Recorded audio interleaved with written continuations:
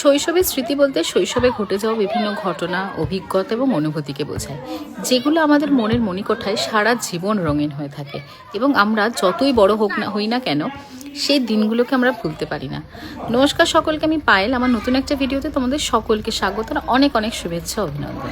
আমার মনে হয় এই যে স্কুল জীবন বা এই যে শৈশবকাল, এটা হচ্ছে জীবনের সবচেয়ে বেস্ট পার্ট।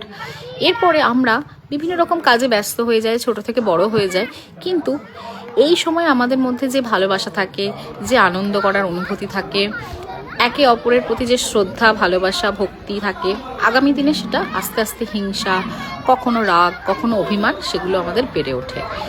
তো আজকে স্কুলে টিফিন পিরিয়ডে দেখলাম যে এরা খেলাধুলা করছে নিজেদের মতো করে।